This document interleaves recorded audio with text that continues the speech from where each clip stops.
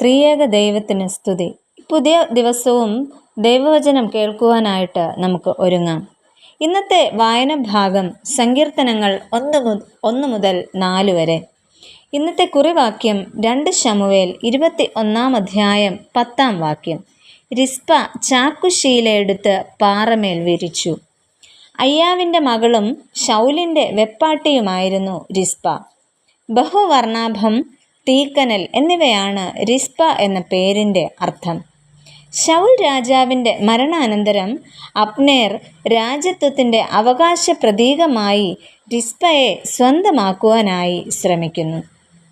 ഇവിടെ ഇശ്ബോശത്ത് അബ്നേറിനോട് ചോദിക്കുന്നുണ്ട്, നീ എൻ്റെ അപ്പൻ്റെ വെപ്പാട്ടിയുടെ അടുക്കൽ ചെന്നത് എന്ത് എന്ന് ചോദിച്ചു. എന്നാൽ അബ്നേർ ഇശ്ബോശത്തിൻ്റെ വാക്ക് നിമിത്തം ഏറ്റവും കോപിച്ചു എന്ന് 2 ശമൂവേൽ 3 അധ്യായത്തിൻ്റെ 7-8 വാക്യങ്ങളിൽ നമുക്ക് കാണുവാനായിട്ട് സാധിക്കും.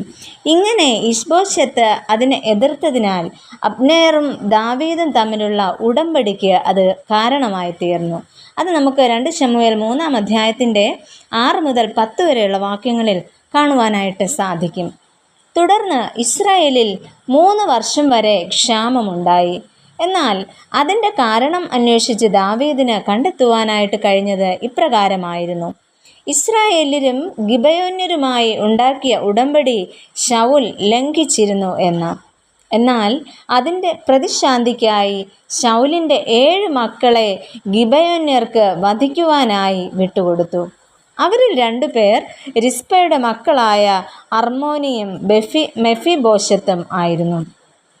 ആ സംഭവം 2 ശമൂവേൽ 21 അധ്യായം 8 വാക്യത്തിൽ നമുക്ക് കാണുവാൻ കഴിയും. എന്നാൽ കൊയ്ത്തുകാലത്തിൻ്റെ ആദ്യ ദിവസങ്ങളായ യവക്കൊയ്ത്തിൻ്റെ ആരംഭത്തിലായിരുന്നു അവരെ കൊന്നത്. അതിനുശേഷം അടുത്ത മഴ പെയ്യുന്നതുവരെ ഏകദേശം 3-4 മാസം എന്നാണ് ചരിത്രകാരന്മാർ പറയുന്നത്. റിസ്പ ഒരു ചാക്കുശീലയെടുത്ത് പാറമേൽ വിരിച്ച് പകൽ ആകാശത്തിലെ പക്ഷികളോ രാത്രിയിൽ കാട്ടുമൃഗങ്ങളോ അവരുടെ ശവശരീരം തൊടാതെ സംരക്ഷിച്ചു എന്ന് കാണുന്നു. അയ്യാവിൻ്റെ മകളായ റിസ്പ ഈ കാര്യങ്ങൾ ചെയ്തതറിഞ്ഞ ദാവീദ് രാജാവ് ഫെലിസ്ത്യരാൽ പട്ടുപോയ ശൗൽ, യോനാഥാൻ എന്നിവരുടെയും ഈ 7 പേരുടെയും ശരീരങ്ങളും യഥോചിതം സംസ്കരിച്ചതായിട്ട് 2 ശമൂവേൽ 21 അധ്യായത്തിൽ നിന്ന് നമുക്ക് വായിച്ച് മനസ്സിലാക്കുവാനായിട്ട് സാധിക്കും. പ്രിയമുള്ളവരെ, ആരും ഏൽപ്പിച്ച ഉത്തരവാദിത്വം അല്ലെങ്കിലും റിസ്പ വളരെ ധീരതയോടെയും വസ്തുനിഷ്ഠമായും തൻ്റെ മുന്നിൽ കണ്ട ഒരു കാര്യം അത് ഏറ്റെടുത്ത് നിർവഹിക്കുന്നതായിട്ട് നമുക്കിവിടെ കാണുവാൻ സാധിക്കും. എന്നാൽ ഈ ഒരു മഹാമനസ്കത നമ്മളിലും ഉണ്ടാകട്ടെ. നമുക്ക് പ്രാർത്ഥിക്കാം. പ്രിയ കർത്താവേ, ഓരോ ദിവസവും ഞങ്ങൾക്ക് ചെയ്യേണ്ടുന്നതായ കാര്യങ്ങളെക്കുറിച്ച് ഞങ്ങളിൽ ബോധ്യം വരുത്തി തരുമാറാകണമേ. മാത്രമല്ല, ധീരതയോടെയും കൃത്യനിഷ്ഠമായും ഞങ്ങൾക്ക് ഉത്തരവാദിത്വങ്ങൾ നിർവഹിക്കുവാൻ ഞങ്ങളെ അവിടുന്ന് പ്രാപ്തരാക്കണമേ. ആമേൻ.